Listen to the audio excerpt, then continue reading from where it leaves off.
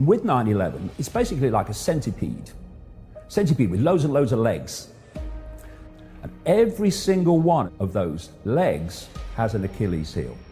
Something that says, this doesn't make sense, or this can't have happened because of A, B, C, and D. And the biggest Achilles heel of all is Building 7. Most people, well, whether it's still most people, I don't know, have no idea that 3 buildings fell on 9/11. There was the 2 World Trade Center towers. There was Building 7. So Building 7 was a 47-story steel frame building. And it fell at 5:20 in the afternoon on 9/11, having not been hit by a plane. And if you look at it, you will see the most obvious controlled demolition you will ever see.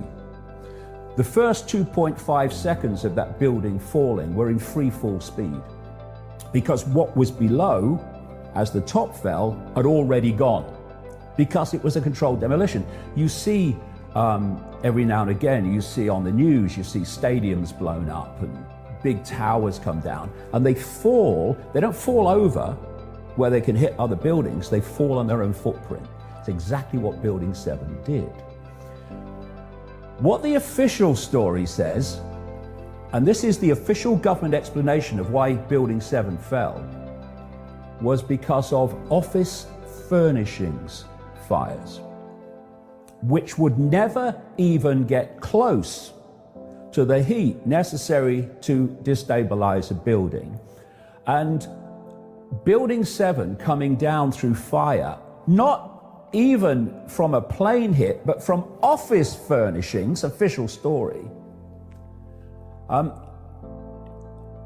makes it, before and since, in the whole of architectural engineering history, the first steel frame building to fall and collapse because of fire. The University of Alaska, Fairbanks, has produced a report after a 4-year study into asking the question, could Building 7 have fallen because of fire? And they've said, these are academics, and engineers, and building people, no way could Building 7 have fallen through fire. And so we have a situation where Building 7 was a controlled demolition, quite demonstrably. And you know who told us it was? The owner. He made a big mistake. He was caught with his pants down here. He was interviewed on a PBS, Public Service Broadcasting, documentary about 9/11. And he was describing what happened that afternoon in regard to Building 7.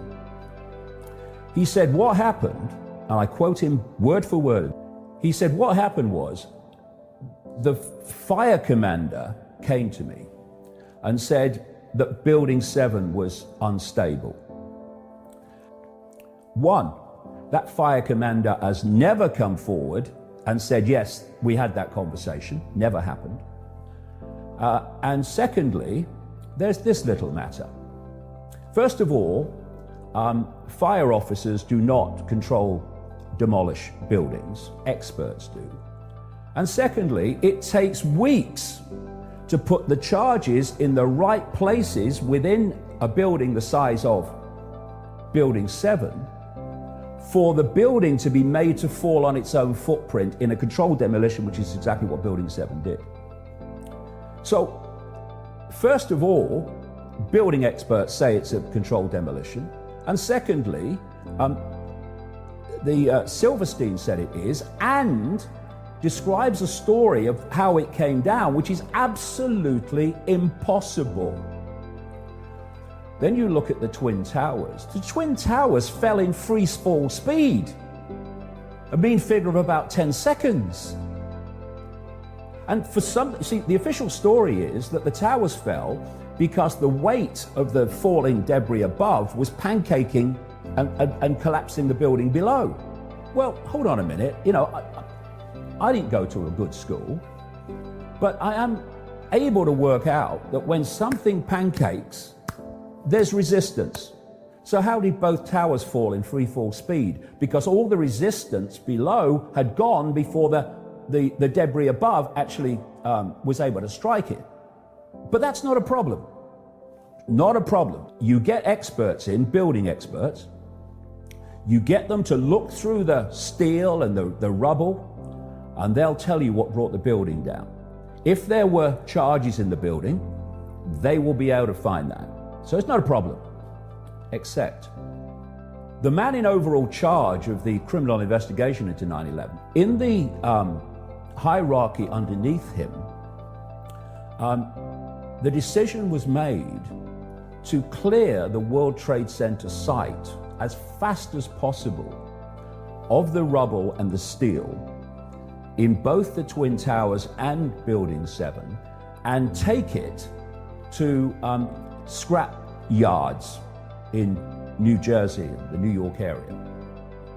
And they used GPS tracking for the trucks because they said the contents is so sensitive. Sensitive? When they got it to the scrap yard, they cut the steel up immediately into short lengths, put them on ships and shipped them out to Asia for smelting to become someone's fridge. The engineers and people that were seeking to investigate how the towers came down, all three of them, were outraged that the evidence was taken away so fast, as it was, by the way, with the Oklahoma bombing of the Murrah building in 1995. There's a few firsts in 9/11, a few never happened befores, including the suspension of the laws of physics, by the way. Whenever there's an air crash of any kind, the investigators establish the nature and proof of identity of the plane or planes. And they do this very simply with every crash. They take the parts they found, and every one has a serial number. They then check the maintenance logs of the plane, which every time a part is changed, and there's some called time change parts, which have to be changed in a period, whether they're damaged or not, or worn or not, they have to be changed. And they see that the maintenance log code for that part and the code on the part found at the crash are the same.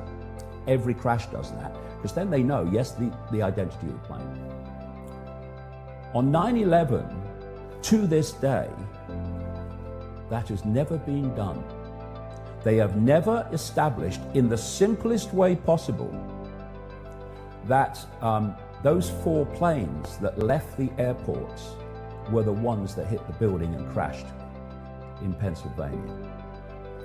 And I know this for a fact because the FBI have had to admit it.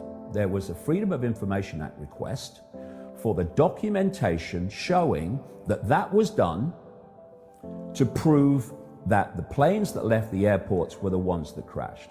And the FBI replied, that was never done, and the reason why is the identity of the planes was never in doubt. Well, when you read the book, you'll find that the identity of those planes was absolutely fundamentally in doubt in terms of whether they were the same planes. I say they weren't. How about this? Every time there is a hijack, the first thing a pilot has to do is punch in a 4-digit code. Immediately, it takes that long. And on the ground, they realize there's a hijack. Happens every time, except on 9/11. None of those pilots on those 4 planes, none of them punched in the hijack code that day. Like I say, it's never happened before all over this story. And so you have a situation where a house of cards that is so blatantly a pack of lies has gone uninvestigated and unchallenged by the mainstream media for 18 years. And that is another insult to those who died and loved ones left behind.